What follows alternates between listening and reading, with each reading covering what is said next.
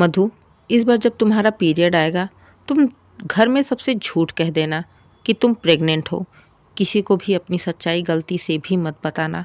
बस तुम 3 महीने संभालो, इसके बाद मैं देखता हूँ। और हाँ, माँ से ज़रा तुम बच के रहना। उन्हें अगर थोड़ा भी शक हो गया तुम पर तो फिर हमारा सारा प्लान खराब हो जाएगा। आनंद की बातों से सहमत होते हुए जैसे ही मैं फ़ोन रखती हूँ, सामने खड़ी अपनी सास को देखकर, हेलो दोस्तों, मेरा नाम मधु है। मेरे पति आनंद, हम दोनों एक दूसरे को बहुत प्यार करते थे। बस हमारे प्यार में कमी थी कि हमें अभी तक कोई भी औलाद नहीं हुई थी, जिसके चलते माँ जी बातों ही बातों में आनंद की दूसरी शादी करने की बातें कर देती, जो मेरे कलेजे को चीर देता था। दुनिया की कोई भी औरत अपने पति को नहीं बांटेगी और ना ही अपने लिए सौतन लाना चाहेगी। जब भी माँ जी आनंद की दूसरी शादी की बात करती, मैं अपने कमरे में जाके अपनी किस्मत पर आंसू बहाती रहती और आनंद के पैरों में गिर के कहती, आनंद, मुझे कभी भी धोखा मत देना। जहर दे देना चलेगा, लेकिन धोखा मत देना। मैं अपने सामने तुम्हें किसी और का होता हुआ नहीं देख सकती। आनंद मेरे आंसुओं को पोंछते हुए कहते हैं, कैसी बातें कर रही हो? पागल हो गई हो क्या? अगर जहर देने की बात होगी तो हम दोनों ही खाएंगे। फिलहाल तो तुम अपने दिमाग को शांत करो और आइंदा से ऐसी बातें मत करना। माँ कह रही है ना शादी के लिए, मैं तो नहीं कर रहा ना शादी। तुम्हें मेरे ऊपर तो विश्वास है ना, मेरे प्यार पर तो विश्वास है ना। फिलहाल ऐसी कोई भी नौबत नहीं आने वाली। तुम बस मेरे ऊपर विश्वास रखो और खुश रहा करो। आनंद ने मुझे तो समझा दिया, लेकिन धीरे धीरे आनंद की शादी को लेके माँ जी घर का माहौल बिगाड़ने लगी थी। अब बात बात पर लड़ाइयाँ होने लगी थीं। माँ जी मुझे तो कुछ नहीं कहती, लेकिन आनंद के पीछे पड़ी रहती दूसरी शादी के लिए, और लड़कियों के रिश्ते, लड़कियों की फ़ोटो भी आनंद को दिखाने लगी। माँ जी की हरकतें देख मेरा रो रो के बुरा हाल था। मैंने आनंद से कहा, आनंद, ऐसे कब तक चलेगा? ये सब रोकने के लिए कुछ ना कुछ तो करना ही पड़ेगा। आखिर ऐसे माहौल में हम कब तक रह सकते हैं? कहते हुए मैं रोने लगी। आनंद थोड़ी देर तक मेरी बात सुन शांत रहे। फिर कुछ सोचते हुए उन्होंने कहा, मधु, मैं जो बता रहा हूँ उसे ध्यान से सुनो। मैं अपना ट्रांसफ़र किसी दूसरे शहर में करवा लेता हूँ। अगले महीने मैं चला जाऊँगा। इस बार जब तुम्हारा पीरियड आएगा तो तुम घर में किसी को कुछ भी नहीं बताओगी। सबसे बोलोगी कि तुम प्रेग्नेंट हो। और हाँ, माँ से तो बहुत ज़्यादा संभल के रहना। उन्हें गलती से भी पता नहीं चलना चाहिए कि तुम झूठ बोल रही हो, तुम प्रेग्नेंट नहीं हो, नहीं तो हमारे सारे किए किराए पर पानी फिर जाएगा। आनंद की बातें सुन मैं हैरान हो गई। मैंने बोला, आनंद, झूठ का नाटक क्यों करें? इसके बाद आनंद ने कहा, बस अभी कुछ नहीं, जितना कह रहा हूँ उतना करते जाओ। समझ लो ये हमारे रिश्ते को बचाने के लिए एक आखिरी कोशिश है। अगर इसमें हम सफल हो गए तो हमारी ज़िंदगी खुशहाल हो सकती है। हमें रोज़ रोज़ ऐसी बातें नहीं सुननी पड़ेगी और ना ही दूसरी शादी की नौबत आएगी। विश्वास करो मधु, जैसा कहता जा रहा हूँ बस वैसा ही करो। अगले महीने मैं दूसरे शहर चला जाऊँगा तो 3 महीने तुम्हें मुझसे दूर रहना पड़ेगा। समझ लेना, ये आखिरी 3 महीने होंगे जब हम एक दूसरे से दूर रहेंगे। ये 3 महीने की दूरी हमें पूरे जीवन साथ रखने के लिए है। आनंद की बातें सुन मेरी आंखों में आंसू आ गए। मैंने उन्हें कस के गले लगा लिया। अगले महीने आनंद अपना ट्रांसफ़र करवा के किसी दूसरे शहर चले जाते हैं और मैं आनंद के कहे अनुसार जब मेरा पीरियड का टाइम होता है तो मैंने घर में किसी को कुछ नहीं बताया। माँ जी का मेरे ऊपर बड़ा ही ध्यान था।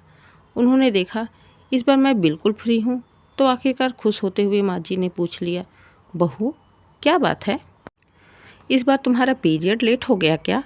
माँ जी की बातें सुन मैं डर गई, कहीं इन्हें मुझ पर शक तो नहीं हो गया। लेकिन फिर आनंद की बातों को याद करते हुए मैंने कहा, हाँ, लगता तो ऐसा ही कुछ है। माँ जी का चेहरा एकदम देखने लायक था। बड़ी खुशी से वहाँ से चली गई और हर दूसरे दिन पूछने लगी, बहू आया क्या? बहू आया क्या? और मैं हर बार उन्हें झूठ बोलती गई, नहीं माँ जी, अभी तक तो नहीं आया। दूसरे महीने में माँ जी को पूरा यकीन हो गया कि मैं प्रेग्नेंट हूँ और 3 महीने होते होते मैं आनंद के साथ चली गई, क्योंकि 3 महीने बाद पेट से पता लग ही जाता है कि मैं झूठ बोल रही। इसलिए आनंद के प्लान के हिसाब से अब मैं आनंद के साथ ही रहूँगी, घर से दूर। इधर आनंद ने बच्चा गोद लेने के लिए कागजी तैयारी भी शुरू कर दी। हमें 6 महीने बाद ही बच्चा गोद लेना था। आनंद ने पूरा प्लान बनाया था। 3 महीने में घर पर बिता के आऊँगी ताकि सबको शक हो जाए कि मैं प्रेग्नेंट हूँ, और यहाँ आने के 6 महीने बाद हम एक बच्चा गोद ले लेंगे जिससे किसी को शक भी नहीं होगा और हमें माँ बाप का सुख भी मिल जाएगा। मैंने अपनी डिलीवरी की डेट माँ जी को बता दी। माँ जी बार बार आने की जिद करती, लेकिन आनंद ने ये कहते हुए मना कर दिया कि माँ, मैं खुद 1 महीने बाद घर वापस आऊँगा। मेरा ट्रांसफ़र वापस से घर हो गया है, तो तब तक के लिए हम एक काम वाली रख लेते हैं। माँ जी भी आनंद की बात मान गई और जिस दिन की डेट थी उसके 2 दिन पहले ही हमने बेटे की खुशखबरी दे दी। माँ जी की खुशी का तो कोई ही ठिकाना नहीं था। माँ जी ने कहा, बस अब जल्दी से तुम लोग घर आ जाओ। अपने पोते को देखने के लिए मेरी आंखें बेचैन हो रही हैं। माँ जी की खुशी देख मुझे दुख भी होता।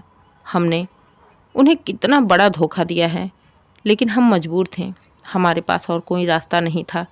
खैर, 1 महीने बाद जब हम घर वापस आए, माँ जी ने बहुत सारी व्यवस्था कर रखी थी।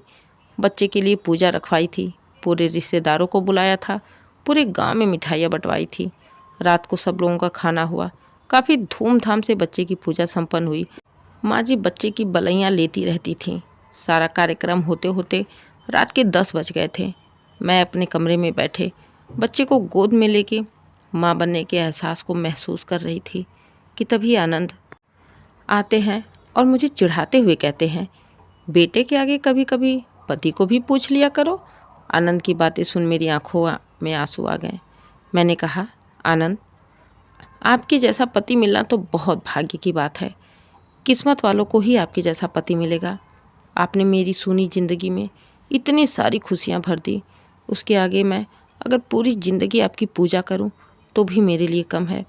आपने मुझे वो खुशी दी है जिससे मैं सबकी नज़रों में सौभाग्यशाली हूं।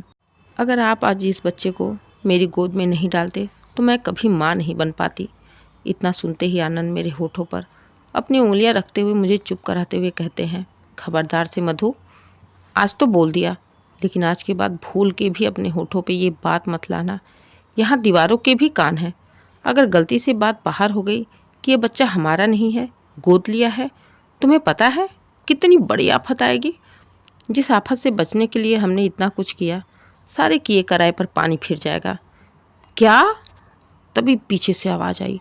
आनंद और मैं दोनों ही डर के पीछे देखें। माँ जी हैरानी और गुस्से से हम दोनों को खड़ी घूर रही थी।